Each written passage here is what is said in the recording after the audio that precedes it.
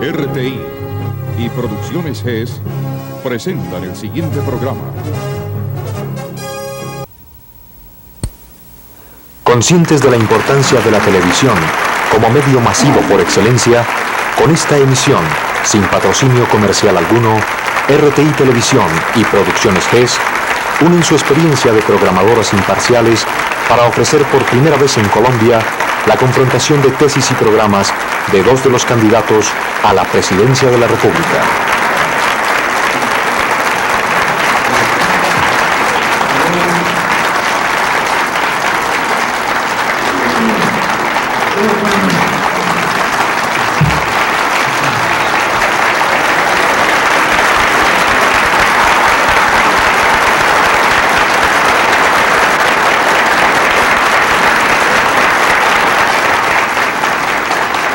Señores televidentes, muy buenas noches. Señores candidatos, señores periodistas, muy buenas noches. Bienvenidos a el segundo de dos debates con los doctores Luis Carlos Galán, candidato del Nuevo Liberalismo, y doctor Álvaro Gómez por la Participación Nacional. En vivo y en directo desde Bogotá. Nos acompañan esta noche una trilogía de distinguidísimos periodistas. Yamid Amat, director de noticias de Caracol. Arturo Abella, director de Telediario. Germán Castro Caicedo, mi apreciado y querido colega en RTI, director de Enviado Especial. Los temas de esta noche: orden público, la justicia, los partidos políticos y la reforma del Congreso.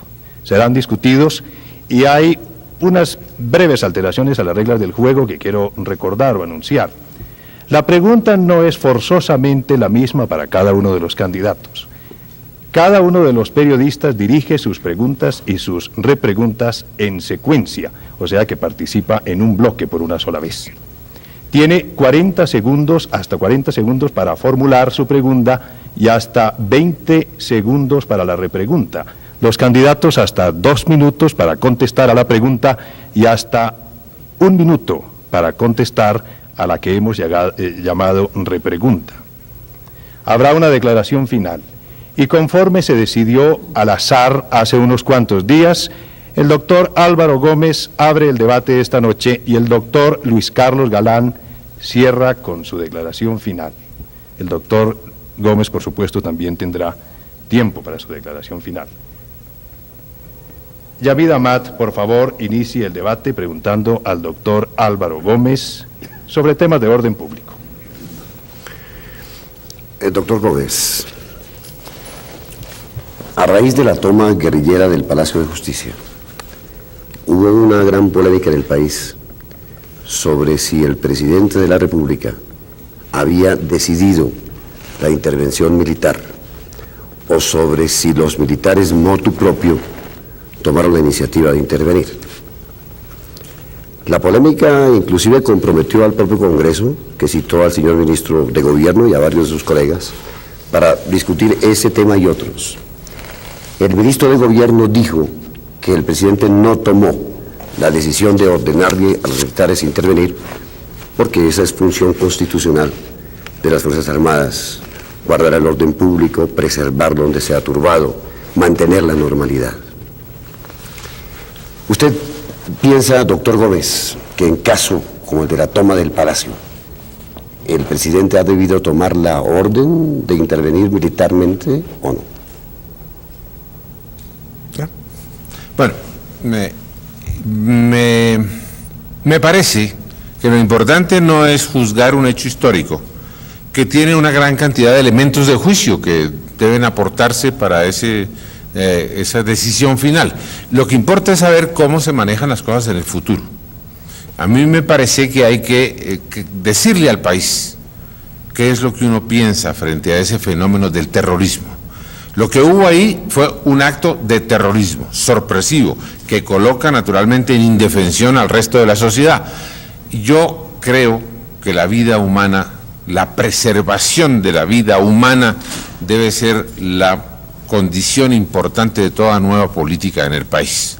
Hay que preservar la vida humana. No se puede aceptar que la vida humana sea un elemento negociable en la conquista de posiciones políticas. Y eso era lo que buscaban quienes asaltaron el Palacio de Justicia. La negociación sobre la vida no debe dar derechos políticos. Es decir, cobrar por el hecho de no matar a los rehenes es intolerable. No se pueden subordinar las instituciones y su vigencia a ese fenómeno que es contrario a todos los derechos humanos. Y no solo a los derechos humanos, sino que yo estoy de acuerdo con el doctor Belisario Betancur, cuando acudió a las Naciones Unidas y solicitó que el terrorismo fuera declarado como un delito contra la humanidad.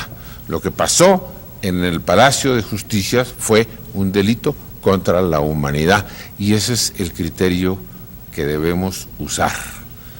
Hay rehenes, hay situaciones conflictivas, humanamente muy apreciables, y hay que tratar de salvar la vida humana. Ese es el propósito natural. Muchas gracias, doctor Gómez. Su pregunta, Yamid Amad, al doctor Luis Carlos Galán, por favor. Doctor Galán, usted colaboró en la redacción y firmó de una constancia de respaldo al gobierno en la noche del 6, cuando ocurrió la toma del Palacio. Y luego su ministro de Justicia pidió ante el Consejo de Ministros que le permitieran dialogar con Almarales, quien estaba dentro del Palacio.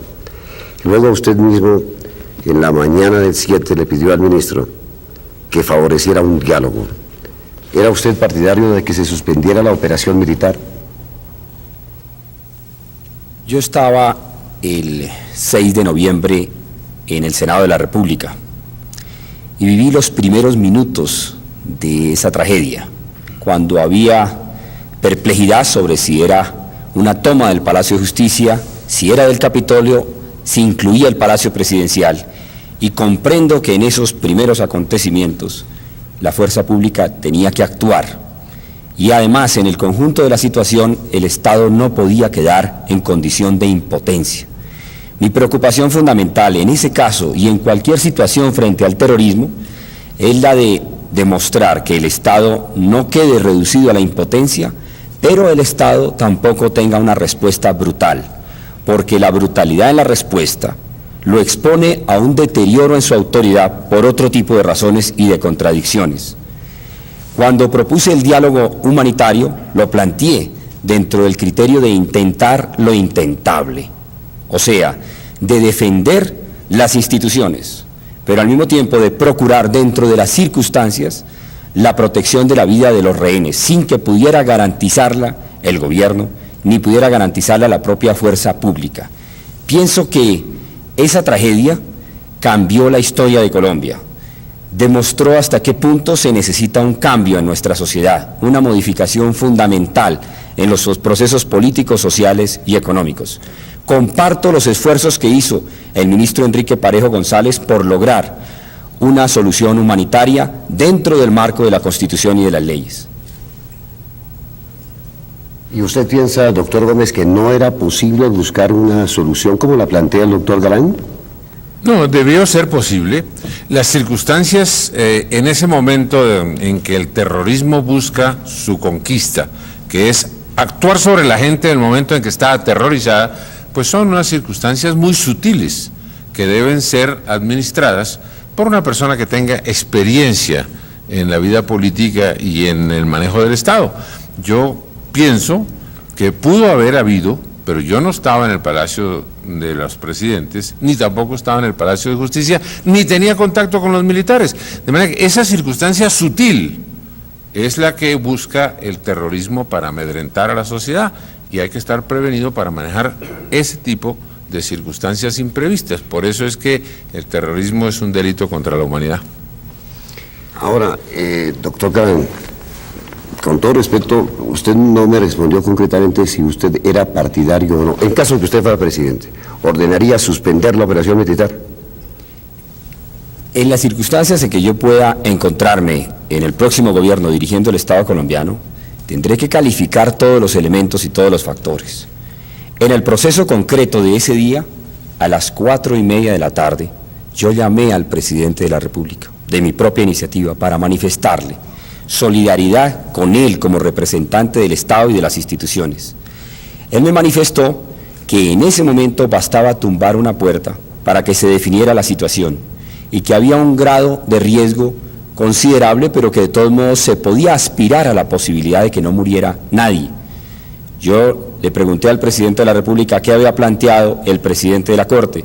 Él me manifestó que el presidente de la Corte no era un hombre libre en esos momentos. Yo le dije, estoy de acuerdo, pero de todos modos el punto de vista de él debe ser considerado. Yo lo habría considerado como gobernante y lo consideraría en circunstancias similares. Gracias, doctor Galán. Señor Yamid Amad, pregunte por favor de nuevo al doctor Luis Carlos Galán. Como se ha convenido en que la segunda parte de mis preguntas tengan que ver con un subtema sobre orden público, doctor Gómez. ¿Al doctor Galán?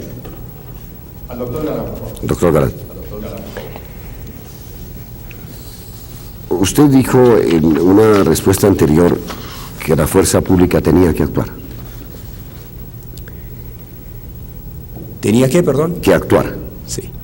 En la Guajira colombiana nuestra, en sus aguas territoriales, está ocurriendo un problema de orden público. La soberanía nuestra está siendo desconocida porque se pretende ejercer soberanía por parte de Venezuela. El día 23 de marzo fue cañoneada Macandra 5 de vikingos, el día 18 de agosto fue detenida Macandra 15 de vikingos, el día 6 de septiembre fue detenida Tolú de vikingos, bandera colombiana, el día 20 de septiembre el islote, en fin, ejerciendo soberanía, doctor Galán, en aguas territoriales colombianas. Es un problema, nosotros lo vemos los colombianos, de orden público. Al fin y al cabo se está ejerciendo por parte de Venezuela soberanía en territorio y en aguas colombianas. ¿Usted considera que es un problema de orden público que debería tratarse como, doctor Galán? Yo creo que ese problema tiene el marco de todas las relaciones de Colombia y Venezuela, incluidos todos los demás elementos. Las relaciones de Colombia y Venezuela no se refieren exclusivamente a ese tipo de conflicto y de dificultad, sino a todos los aspectos económicos de la relación fronteriza y de la amistad entre los dos países.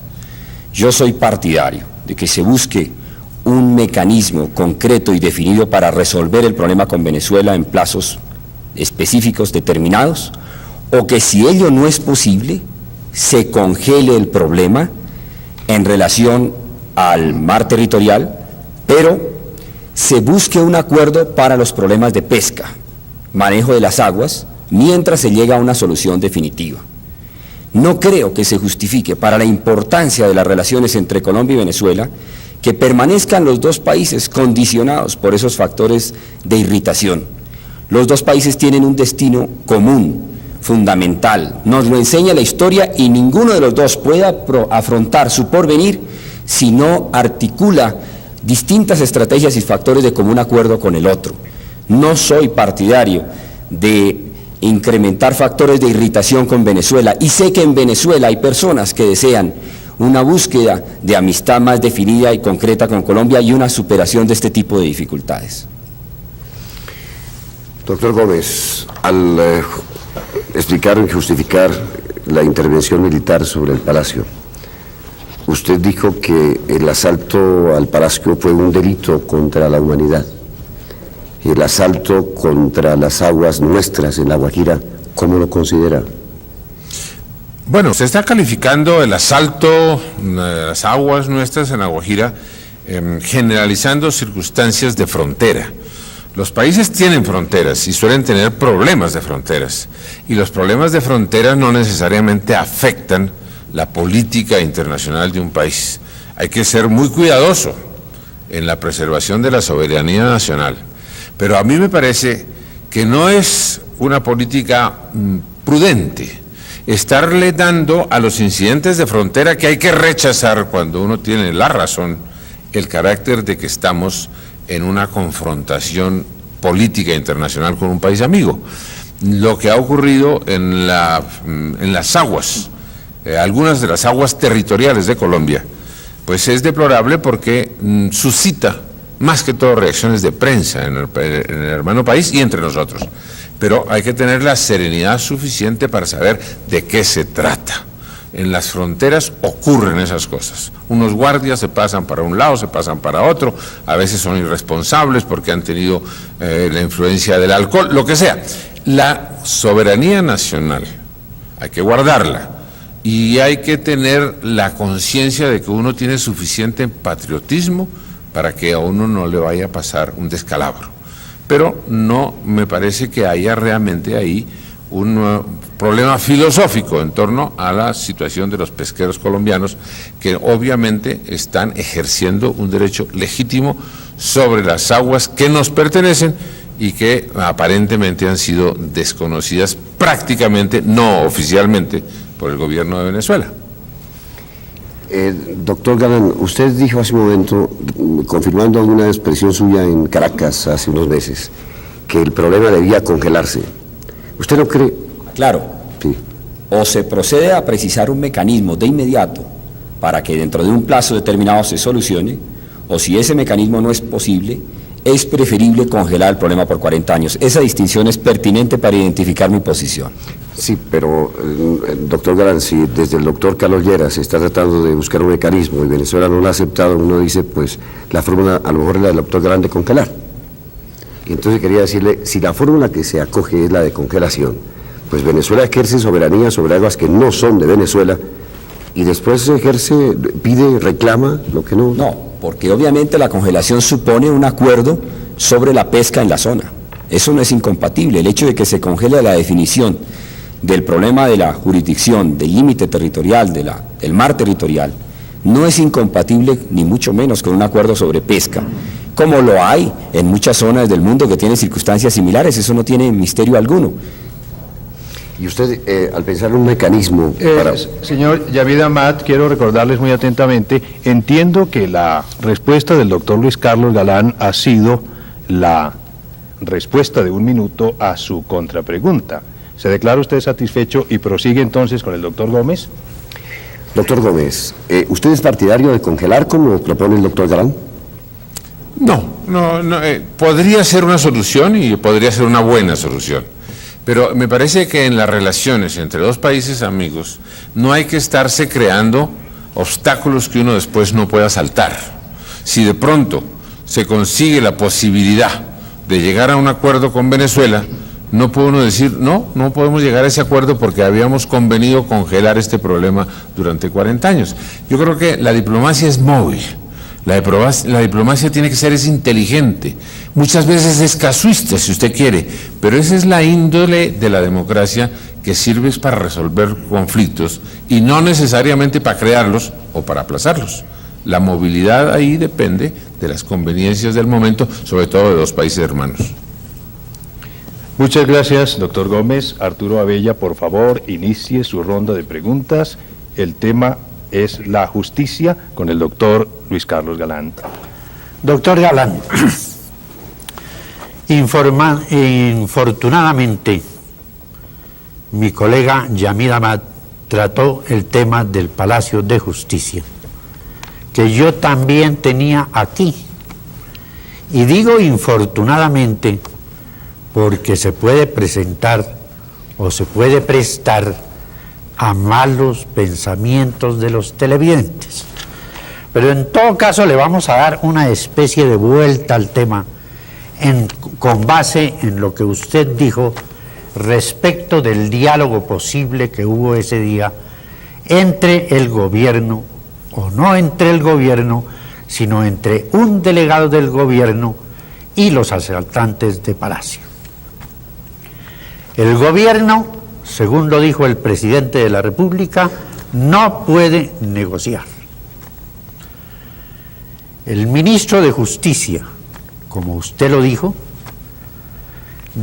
también en el Consejo de Gabinete del segundo día que él probablemente consideraba que los ministros no habían sido informados correctamente del operativo militar, y agregó que exigía una investigación de fondo para que se estableciera cómo se había diseñado y el operativo militar y por qué no se había adelantado el diálogo con el señor Almarales.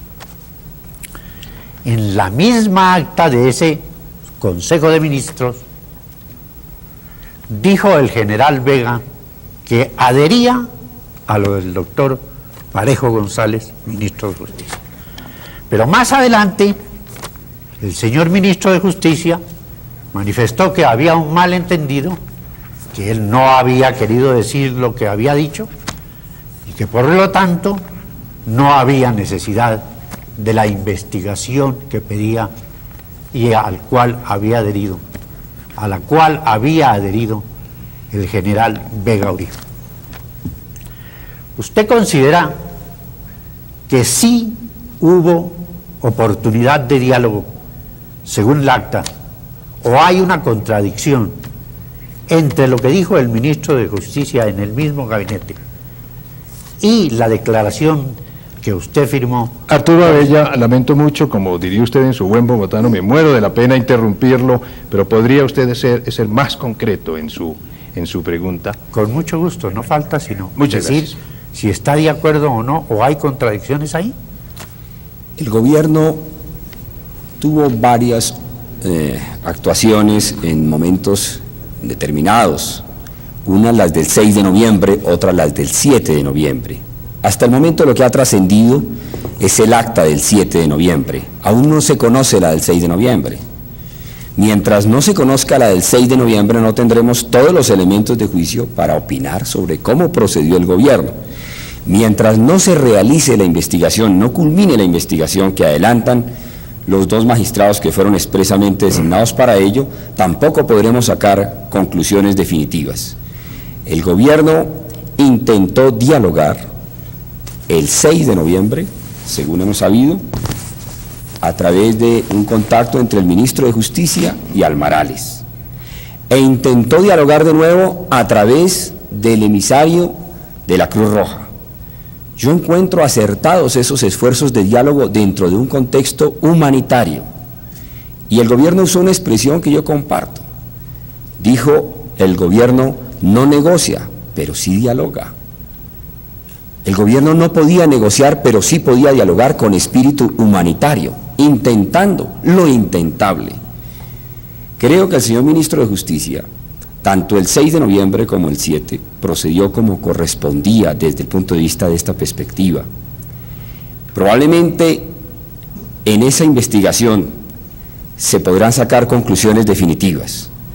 Yo personalmente pienso que el ministro, al dialogar también con los magistrados de la Corte el viernes siguiente a la tragedia, fue promotor de esa investigación, y lo que interesa ahora es que se sepa a través de esa investigación qué ocurrió, cuándo ocurrió y cómo procedió cada uno de los protagonistas. Muchas gracias, doctor Galán. Arturo Abella, por favor, su primera pregunta al doctor Álvaro Gómez, y en la forma más atenta le suplico, ateniéndonos a las reglas del juego, limitarnos a 45 segundos si es posible, porque obviamente es imposible dar respuesta a una pregunta que no es completa. Muchas gracias. Muchas gracias, señor moderador.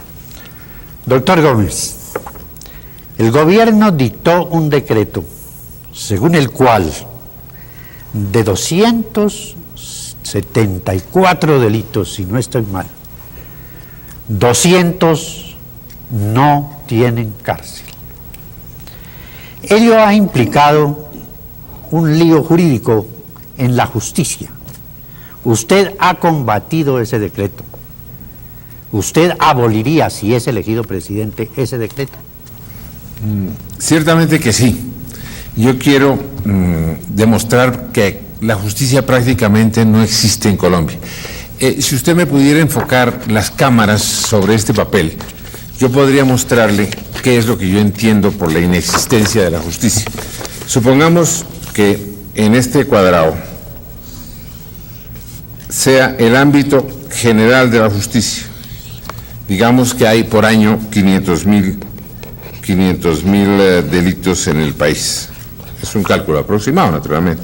Las autoridades dicen que de estos delitos solamente el 60%, digamos esto, no lo conocen las autoridades, son delitos que se cometen pero que no hay manera de identificarlos, no llegan a la noticia de las autoridades, es decir, 300.000 delitos aquí.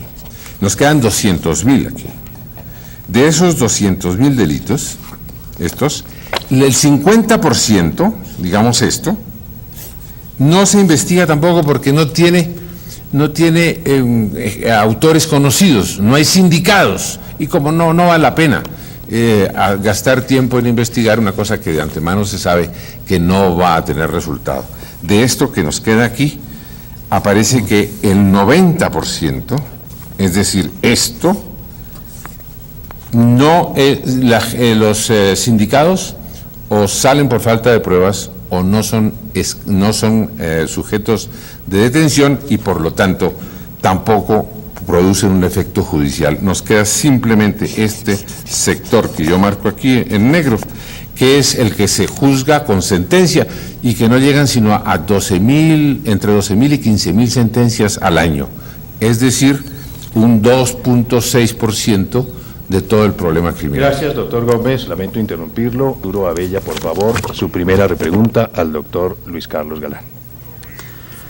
Entonces, doctor Galán, usted pidió posteriormente, sigo con el Palacio de Justicia, usted pidió que se publicara la primera acta del primer Consejo de Ministros para establecer por dónde se había diseñado el operativo militar, si no estoy mal. No.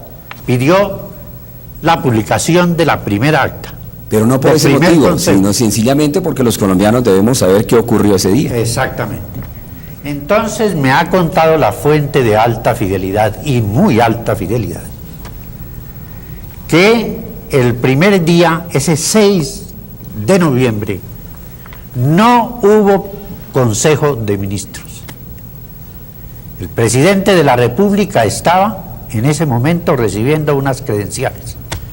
Fue informado y el operativo militar fue sorpresivo. Es decir, una vez tomado el palacio, cayeron los de Guardia Presidencial.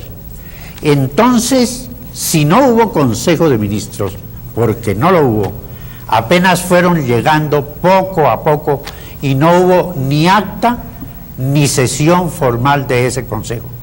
¿Cómo podemos conocer el punto de vista de esos primeros contactos? Dependeríamos en esa hipótesis que usted plantea de su fuente de alta fidelidad, que se ha demorado bastante en informar a los colombianos si hubo o no sesión del Consejo de Ministros ese día. Dependeríamos del testimonio de todas las personas que estuvieron allí presentes. Y esperamos que ese testimonio se proporcione a los investigadores, a los 2 magistrados que están allegando toda la información necesaria para calificar cómo se procedió en ese episodio. Deploro que usted no me haya permitido hablar sobre la justicia colombiana, muy empeñado en encerrarse en el episodio del Palacio de Justicia.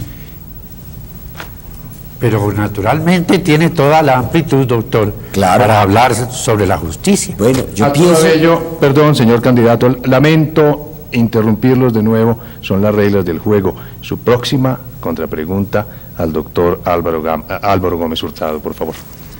El decreto que dictó el gobierno y que estamos comentando, doctor Álvaro Gómez, se dictó con base en la carencia de dinero para hacer cárceles, en las condiciones infrahumanas, como dicen ahora, en que están los presos, y en la necesidad de oxigenar, por así decirlo, las cárceles de todo el país. ¿Cómo solucionaría usted ese problema? Muy bien. Primero, como no tuve tiempo de decirle lo que pensaba sobre el decreto en el tiempo anterior que me dieron, yo pienso derogar ese decreto, porque me pareció mal concebido, porque en las cárceles hay gente que no debería estar ahí, pero está ahí porque no ha sido juzgada. De cada 3 presos hay 2 cuya situación no ha sido resuelta, y dentro de esos 2 hay gente honesta y hay gente que pudo haber cometido delitos, y entonces se resolvió simplemente no resolverles la situación a ellos. Es una manera mala de resolver el problema. Yo he propuesto varias veces que se nombren unos jueces ad hoc, ad honorem, por tiempo limitado, para que juzguen a las gentes que están en la cárcel indebidamente o sin solución jurídica, para que se resuelva ese problema por donde es, juzgando a la gente y no soltándola. Muchas gracias, doctor Álvaro Gómez. Arturo Abella, y usted con semejante experiencia, en 45 segundos va a preguntar de nuevo al doctor Álvaro Gómez. Muchas gracias. Doctor Álvaro Gómez, pero ¿se podría realmente hacer un cambio total, una renovación, como diría el doctor Galán, de las cárceles en Colombia y de la justicia en Colombia? De la justicia, sí, mire, la justicia tiene que ser independiente, la justicia tiene que ser bien pagada, la justicia tiene que tener una carrera judicial que no hemos podido establecer porque los intereses, creo, no lo dejaron hacer. La justicia debe resumir sus procedimientos, no debe haber juicios ordinarios, sino juicios sumarios, todo el tiempo. Y naturalmente la justicia debe estar mejor pagada, debe tener medios modernos. Estamos trabajando con máquinas de escribir cuando eso se consigue. No hay un computador en la justicia. Necesitamos naturalmente reformar el régimen carcelario y necesitamos obviamente aliviar la situación de de trabajo de los jueces, no creando mucha burocracia. Pero si hay carrera administrativa y no está administrada por los políticos, sino que es una carrera administrativa técnica, como yo la propuse y la logramos convertir en reforma constitucional cuando creamos el Consejo Nacional de la Judicatura, pues si hubiéramos ido por ese camino hoy tendríamos una justicia eficiente resolviendo los casos. Es que hoy, si los delincuentes del país resolvieran no cometer nunca más un delito, gastaríamos 5 años en resolver los expedientes que tenemos pendientes. Y así se nos está acumulando cada año una cantidad de material no resuelto por la Administración de Justicia que nos está situando ante una situación sin salida. El país necesita la Administración de Justicia, es un servicio público. No podemos hacer la paz si alguien no resuelve los derechos que están en conflicto entre los ciudadanos. Yo creo que hay que hacer algo por restaurar el servicio público de la justicia, que como lo demostré hace un rato, no existe en Colombia. Y hay muchas cosas que se pueden hacer. Muchas gracias, doctor Gómez. Arturo Abella, su próxima pregunta al doctor Luis Carlos Galán, por favor. Pues el doctor Gómez me ha ayudado mucho, y también para satisfacer al doctor Galán, quien me dio mi tirón de orejas porque no lo dejé o no le pregunté sobre los problemas de la justicia en general. ¿Cómo los ve usted de acuerdo como los ve el doctor Gómez? Yo creo que el decreto que se ha debatido ahora es un decreto susceptible de medidas de perfeccionamiento, pero yo no lo derogaría, porque se inspira en un criterio de justicia precisamente, de no mantener en las cárceles a los inocentes o a personas que han cometido infracciones menores que pueden ser destruidas como consecuencia del hacinamiento y de las condiciones en que se hallan en muchas cárceles del país. No debemos olvidar cuál es el promedio de edad de los presos de Colombia, no llega a 21 años de edad. Son jóvenes, son muchachos que han sido víctimas de los procesos de descomposición social. Naturalmente, quienes han cometido delitos de determinada gravedad tienen que responder ante la sociedad, pero quienes han cometido infracciones menores deben responder ante ella sin que eso signifique su destrucción en las cárceles y su hacinamiento. Esto no es un concepto novedoso ni misterioso, son tesis de los penalistas modernos que trabajan con esos criterios en el mundo, que buscan que la justicia se inspire en valores humanitarios, en los cuales haya expiación pero también haya rehabilitación. Para mí, lo más delicado en la justicia colombiana es que es una justicia hecha sin consideraciones para los sectores populares y para las clases medias. Empecemos porque para una persona pobre o para una persona de clase media es muy difícil pagar un abogado. Y en la práctica, muchas veces, la acumulación de procesos, la lentitud de los trámites está relacionado con la ausencia de la intervención de un abogado que defienda a las personas cuando se trate de personas de condición humilde o de condición de clase media. Se necesita la creación de un Servicio Nacional de Asistencia Jurídica. Yo lo he entendido y lo quiero realizar a través de los estudiantes, a través de los egresados, como alternativa a la tesis de grado, para buscar una mayor participación de este tipo de jurista recién egresado en apoyo de los sectores Gracias, doctor populares. Galán. Lamento interrumpirlo. Arturo Abella, por favor, contrapregunta al doctor Álvaro Gómez. ¿Está de acuerdo usted, doctor Gómez, para cumplir con los requisitos del doctor Bernardo Hoyos? ¿Está de acuerdo con lo que dice el doctor Galán? Sí, sí, la juventud es particularmente víctima de las condiciones de delincuencia. Pero yo creo que la inexistencia de la justicia perjudica más a las gentes desvalidas, a las gentes que no tienen recursos. Las gentes que tienen recursos logran salir al otro lado, y eso es lo malo. En cambio, las personas que yo he mencionado que están ahí en las cárceles y que no han tenido resuelta su situación, es porque no tienen recursos suficientes para hacerse oír. Eso es lo que a mí me duele, y yo por eso he querido que la justicia de suyo absuelva a esa gente. Es que también es necesario que esos jóvenes sean absueltos, si deben ser absueltos. Soltar a la gente a la calle sin definirle su situación jurídica es una injusticia, porque uno puede caer de pronto en manos de la justicia, pero si es inocente tiene el derecho humano de que lo declaren inocente, y eso es lo que no se está haciendo por medio de... Gracias, doctor Gómez. Arturo Abella, por favor, su última contrapregunta al doctor Galán. Adelante. Doctor Galán, dentro del tema de la justicia también entra el conjunto de medidas que se han tomado o de acciones más o menos diplomáticas para realizar la paz y establecer esa justicia que el doctor Gómez reclama. Las condiciones en este momento de la paz y por lo tanto de la justicia que necesitan los colombianos hacen necesaria todavía más la negociación con los grupos armados armados. Yo creo en las fórmulas políticas para buscar la paz, porque a la paz no se llegará por soluciones de fuerza. Los primeros que piensan en ello son los propios miembros de las Fuerzas Armadas. Ellos actúan defendiendo la Constitución, defendiendo el Estado de Derecho, pero son los primeros que comprenden que la solución final será una solución política. Es el pueblo colombiano quien definirá cuál es el sistema de gobierno que apoyará y por qué. No puede ser un sistema de gobierno impuesto por la fuerza, tiene que ser un sistema de gobierno derivado de la voluntad de los colombianos. Para eso se necesitan reformas sociales, reforma agraria, reforma urbana, reforma educativa, reformas políticas, y se necesita, por lo tanto, caminos de carácter esencialmente político para alcanzar la paz. Gracias, doctor Galán. Muchas gracias, Arturo Abella. Germán Castro Caicedo, su tema: los partidos políticos y la reforma del Congreso. Pregunte, por favor, al doctor Álvaro Gómez. Doctor Gómez, el doctor Pastrana, calificando al gobierno del doctor Betancourt, decía que el Partido Conservador está a la izquierda del Partido Liberal.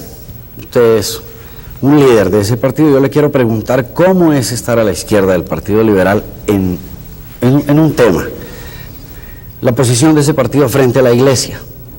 Y dentro de ese tema algo concreto, para no hablar de concordato, porque faltarían 10 programas para agotar el tema.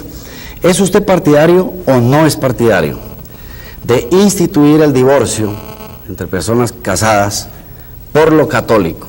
Hablo en lo civil, no en lo moral. Especialmente si en Italia, en la misma España, se ha instituido ese divorcio. Y punto 2, el aborto. No hablemos generalizado, hablemos del aborto limitado.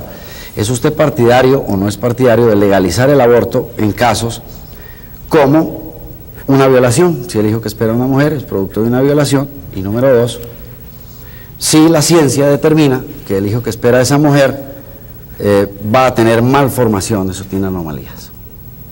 Posición. Primero, la colocación de los partidos frente a la ubicación en los parlamentos, de donde surgió la idea de que los partidos podían ser de centro, de derecha o de izquierda. Es una fórmula demasiado simplista de considerar los partidos políticos. Yo pienso que el Partido Conservador es en Colombia la fuerza más progresista que hay, precisamente porque tiene una cierta compactación en el centro del espectro político. En el Partido Liberal encontramos de todo, y esa ha sido su habilidad. Es una gran coalición no de izquierdas también, y de extremas derechas, de gente reaccionaria y gente que está en el medio como nosotros. Y por eso me interesa mucho trabajar esos temas de la derecha y de la izquierda, que no son los que ordinariamente me fascinan, pero que me sirven en este caso para justificar la política que yo estoy adelantando. Yo quiero organizar un movimiento de participación nacional que esté buscando el centro, donde nos hallamos los conservadores fácilmente, cómodamente, con inclinaciones progresistas como se han demostrado, y en donde nos vamos a encontrar con una gran cantidad de liberales que no necesariamente son de izquierda y que seguramente no serán los de extrema derecha. Respecto a los otros temas, es interesante advertir cómo el problema del concordato, por ejemplo, es un problema que en este momento a nadie le interesa en Colombia. Hubo la oportunidad de discutirlo, se presentó el vencimiento de una fecha para que eso se pudiera hacer, y la opinión pública se mostró absolutamente indiferente frente a ese problema, de manera que suscitar ahora motivos de perturbación de tipo religioso frente a la Iglesia Católica, como usted lo ha insinuado, me parece Gracias, que sería... doctor Gómez, lamento interrumpirlo. Germán Castro, Bueno, yo creo por que hay favor. 8 millones de televidentes que se quedan Algo. esperando. Yo le salvé dije, no hablar del concordato, sino de puntos. Doctor Galán, usted sí responde eso. ¿Es partidario de instituir o no es partidario de instituir el divorcio civil entre personas casadas por lo católico? ¿Y es partidario o no es partidario de legalizar el aborto limitado?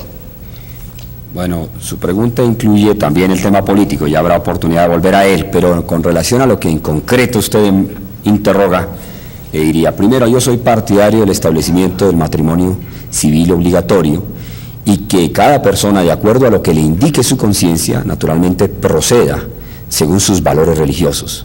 El deber del católico, de acuerdo a sus convicciones, es naturalmente el de permanecer en un matrimonio indisoluble, pero ese es un deber religioso, un deber de conciencia, no un deber que debe serle impuesto por una legislación que desconozca el derecho de la persona a organizar su estado civil. En segundo lugar, pienso que el tema es muy importante, porque hay una crisis muy grave en la familia colombiana. Yo pienso que es muy delicado que permanezcamos indiferentes a estas materias. Hemos encontrado que la tercera parte de los hogares del país son dirigidos por mujeres solas, mujeres separadas, mujeres abandonadas, mujeres que tienen una carga muy difícil desde el punto de vista económico y social, además de las responsabilidades familiares y de lo que significa la función reproductora de la mujer en la formación de los hijos, en la educación, en las labores del hogar. Por lo tanto, estos temas demandan la máxima atención y definición por parte del Estado. En cuanto al otro tema, yo pienso que lo primero, lo más importante es la educación sexual. En la medida en que haya educación sexual, en que haya información para que cada persona sepa qué significa la vida sexual y cómo debe organizarla como un elemento de su felicidad, como un elemento de su realización como ser humano, se evitará el extremo de lo que ocurre hoy, que es el aborto clandestino y el desorden en la vida sexual de las personas, con las consecuencias que estos tienen en la infelicidad personal y en la misma organización social.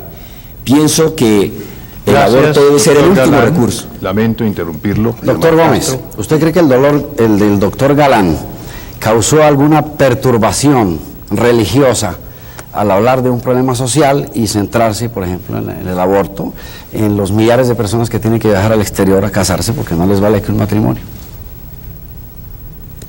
Usted hablaba de una perturbación religiosa, ¿no? ¿Con la Iglesia? Sí, usted señalaba que Bueno, yo no me la pregunta enteré, causaba una perturbación no me enteré, pero quiero religiosa. decirle, estoy completamente de acuerdo con las líneas generales que ha dicho el doctor Galán, y yo me atengo mucho a las a las situaciones de conciencia. Las situaciones de conciencia son más fuertes que las situaciones legales. Interferir con la ley en situaciones de conciencia no suele ser lo más aconsejado. Creo que en Colombia tenemos, por fortuna, una convivencia entre la mayoría católica del pueblo colombiano y el Estado realmente laico que tenemos, y eso ha sido un éxito de la política de los últimos años, casi que del presente siglo. Yo no me inclinaría a crear perturbaciones en esa situación de entendimiento entre las dos potestades. Doctor Galán, ¿usted cree que el problema es de una convivencia con la Iglesia o de responder a una necesidad que implique la modernización del Estado? No es incompatible. Y la fórmula la aceptó la Iglesia con Portugal y la aceptó con Italia. Y no ve dificultad para que la acepte con Colombia. La fórmula del Concordato de Portugal de 1974 es exactamente la que yo expresé. O sea que se reconoce el derecho obvio del Estado a legislar sobre matrimonio en los términos que desee, pero se recuerda a los católicos como tales cuáles son los deberes de sus valores religiosos. Ese es un tema importante también por la sinceridad en la vida de los colombianos. Nuestros sentimientos religiosos se han debilitado porque son sentimientos externos superficiales. Y es importante para el país que las cosas se vivan sinceramente, cualesquiera que sea la fe religiosa de las personas. Germán Castro, muchas gracias, doctor Galán. Su próxima pregunta al doctor Luis Carlos Galán, de nuevo. Doctor Galán, segundo tema, necesidad de reformas en el Congreso. Yo creo que no es un secreto para nadie decir que se ha llegado a esa tesis porque el Congreso, parte de él, hay excepciones muy honrosas, pero el Congreso está corrompido en Colombia. Se le dio, y está corrompido porque se le dio todo el poder absoluto, el poder político, el poder económico. Yo creo que hablando de un buen romance zipaquireño, donde soy yo, lo que sucede, hay una macice entre el Congreso y el Ejecutivo. El Ejecutivo influye en el Congreso nombrando a los congresistas en la administración y nombrando a sus recomendados. A su vez el Congreso retribuye a través de una buena tajada en el presupuesto nacional, a través de esas cuotas de administración pública con puestos en juntas directivas, en la administración, la aprobación de contratos de todo tipo de obras públicas, interviene en el fisco de los municipios, de los departamentos. A propósito, pues, no es para nadie un secreto que se robaron a Caldas, se robaron a Sucre, se robaron a Atlántico, se robaron a Nariño, lo que supondría un buen negocio. Hoy una curul vale, hablando del dinero legal invertido, vale 50 millones de pesos. Se invierten para ganarse en 4 años Germán de Castro, Congreso, por favor, 12 millones. Al punto no, su pregunta, si es amable. Me perdona. Para ganarse 12 millones. Yo creo que sea un buen negocio. Entonces, ¿qué solución habría esto desde su punto de vista? Que se corten los auxilios parlamentarios, no nombrar más a los congresistas en cargos del Ejecutivo o devolver la independencia al Congreso para que cumpla su verdadera función, que es legislar y controlar al Estado. Yo creo que hay una confusión en los términos que usted ha utilizado, cuando estoy de acuerdo en la mayor parte de su diagnóstico implícito en esa pregunta. Una cosa es el Congreso y otra cosa son los partidos políticos, y no se deben confundir. El Congreso es el escenario en donde actúan los partidos al representar a la nación, pero lo que están fallando son los partidos políticos. El Congreso es una institución esencial en la democracia que debemos defender y recuperar para la nación. El Congreso no le pertenece a la casta política. El Congreso no le pertenece a unos profesionales de la política que lo han convertido en una manera de vivir. No, el Congreso le pertenece al pueblo colombiano y a través debe hacerse representar para la legislación, para la fiscalización del Ejecutivo, para la interpretación de los problemas sociales. Necesitamos es organizar verdaderos partidos modernos porque los de hoy no lo son, se acabaron los partidos. Mantienen denominaciones que son útiles para los procesos electorales, que todavía representan una carga emocional en el pueblo colombiano por su pasado, por lo que ha sido la vinculación afectiva de nuestro pueblo de 5 o 6 generaciones a los partidos. Pero los partidos están hoy totalmente de espaldas a la nación. Inclusive ya hay candidatos, y es el caso del doctor Gómez, que no se atreve a presentarse como candidato del Partido Conservador, sino como candidato de Participación Nacional. Y yo entiendo eso como algo relacionado con la crisis misma de los partidos, y en el caso del liberalismo ya se le identifica más como el oficialismo, porque no tiene nada que ver o muy poco que ver con las ideas liberales que realmente lo inspiraron y orientaron. Para mí el problema no es transformar al Congreso, sino transformar a los partidos para que se transforme el Congreso y se exprese verdaderamente la nación. Doctor Gómez, más o menos en este tenor, el artículo 120, estoy hablando de los partidos de reforma del Congreso, El artículo 120 obliga al presidente de la República a consultar los nombramientos de funcionarios. Y lo que el país ve es que una vez que es elegido ese presidente, tiene que entregarle el mando a los grupos políticos y a los jefes políticos al día siguiente. Tiene que entregarle ministerios, tiene que entregarle gobernaciones, alcaldías, secretarías. Y el país se ha dado cuenta que el presidente se queda tal vez como un jefe de personal o tal vez como un director de una orquesta que realmente él no dirige. Usted pues aspira a ser un gobierno fuerte, a ser un gobierno importante. Yo le quiero preguntar si dentro de estas prácticas corrompidas usted va a poder hacer algo para salvar esto. Veo que hay una gran dificultad en entender el significado exacto del artículo 120 de la Constitución, que es el que establece que el presidente de la República debe ofrecerle al segundo partido en votos una colaboración equitativa en el gobierno. Y ahí termina el mandato de ese artículo. El partido que tiene la segunda posición en votos puede aceptar o no aceptar esa colaboración. Hoy los liberales están colaborando con el gobierno porque quieren, no porque se los mande la Constitución. Hubo una diferencia entre esa significación exacta del artículo 120 y lo que ha dicho el candidato Barco. Él dice que si le hubieran consultado la colaboración habría sido buena, es decir, si hubieran hecho clientelismo con él, pero que como no se la consultaron, entonces la colaboración es mala. Pero él se puede ir mañana, nadie lo obliga. Sería absurdo que una Constitución estableciera que es forzoso para un partido político colaborar con un gobierno que no quiere. Yo voy a hacer un gobierno de participación nacional, que es lo que estoy diciendo. Nadie duda de que yo soy un conservador, de que fui elegido por el Partido Conservador y que voy a hacer un gobierno de participación nacional, porque estoy de acuerdo en que no debe haber exclusivismos.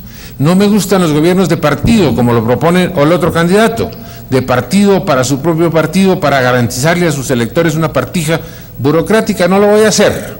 Yo voy a ofrecerle a los independientes y a los liberales, todos los liberales, una colaboración que a mí me parezca y que aspiro que a los demás les parezca equitativa, como manda la Constitución. Y ellos aceptarán o no aceptarán. Yo aspiraré a que acepten y haremos un gobierno de participación nacional originada en el Partido Gracias, doctor Gómez. Germán Castro. Bueno, el doctor Gómez está de acuerdo conmigo porque en la interpretación, porque lo que yo dije es que el 120 obliga al presidente a ofrecer, pero doctor Galán, ¿usted sí cree que el doctor Gómez, dentro de estas prácticas que no creo que cambien, va a ser el gobierno que él piensa, un gobierno fuerte, un gobierno importante? Bueno, es que él no va a gobernar a Colombia, él no va a ganar las elecciones del 25 de mayo. En segundo lugar, hay un antecedente importante para considerar. Es que el 120 empezó a aplicarse dentro del gobierno del doctor Turbay Ayala, y en ese gobierno el conservatismo también participó, y el conservatismo intervino en las decisiones, y es corresponsable de lo que hizo o no hizo ese gobierno, para bien o para mal, en el país. El problema es que los partidos se han hecho a la idea de que pueden estar en el gobierno sin hacerse corresponsables de lo que hagan en él. Yo soy partidario de que se reconozcan grados de responsabilidad. No es la misma responsabilidad la de quien tiene representación en un ministerio específico para determinadas políticas respecto de quien tiene la jefatura del Estado y de quien tiene además 6 ministerios o 5 ministerios. Pienso que el artículo 120 sería mejor que no estuviera en la Constitución Nacional, pero no es obstáculo insalvable para que un gobernante asuma la responsabilidad de todas las decisiones. Gracias, o para doctor que un Galán. partido acepte responsabilidad limitada. Gracias, doctor Galán. Contrapregunta de Germán Castro. Doctor Gómez, ¿usted qué opina de lo que dice el Gómez. doctor Galán? Porque yo entiendo que él estaba chutando a usted un poco la pelota diciendo que en el gobierno del doctor Turbay, cuando nació el 120, usted tenía ministros y tenía funcionarios, estaba participando en ese gobierno. Bueno, no, se aplicó desde antes, ¿no? Desde la época del doctor López, me perdona que le haga esa precisión histórica.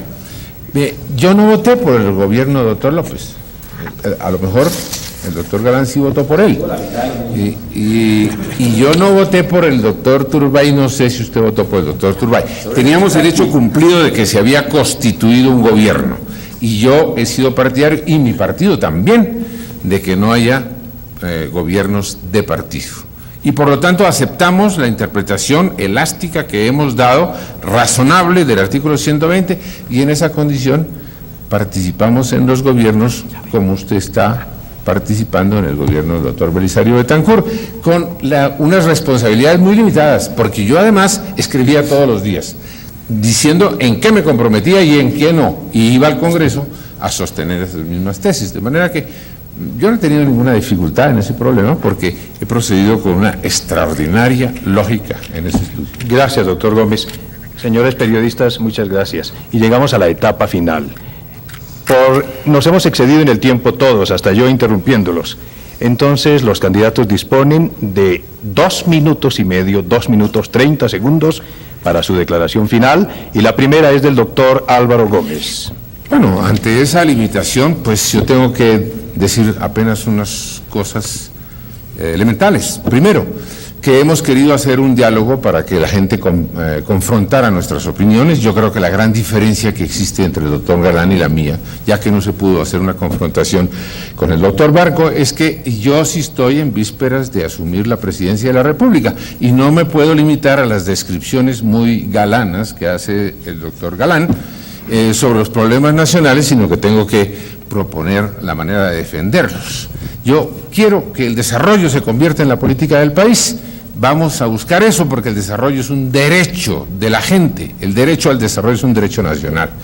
Y como quiero la presidencia de la República, la estoy buscando ante los colombianos para que me ayuden.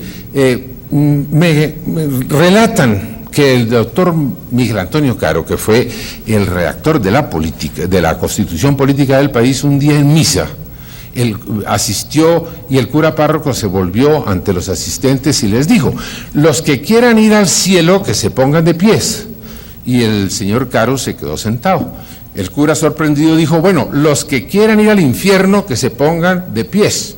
Y el señor Caro se quedó sentado. Entonces el cura, ya extrañado, le dijo: usted, señor, ¿usted a dónde quiere ir? Y el señor Caro le dijo: pues yo quiero ir a la presidencia de la República. Yo debo confesarle a los colombianos que me escuchan que yo por ahora no quiero ir al cielo. Yo quiero la presidencia de la República para poder hacer una política de desarrollo. Y espero que ustedes, los que me oyen, me recomienden para conseguir ese puesto. Muchas gracias. Muchas gracias, doctor Álvaro Gómez. Doctor Luis Carlos Galán, su declaración final, 2 minutos y 30. Adelante.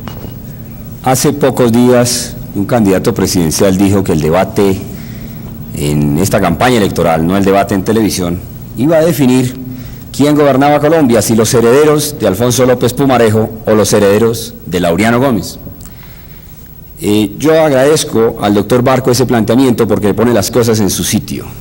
Precisamente yo represento la nación que no quiere que la sigan gobernando ni los herederos de Alfonso López Pumarejo ni los herederos de Laureano Gómez, sino que sea una nueva nación la que en verdad ingrese a la toma de decisiones en este país.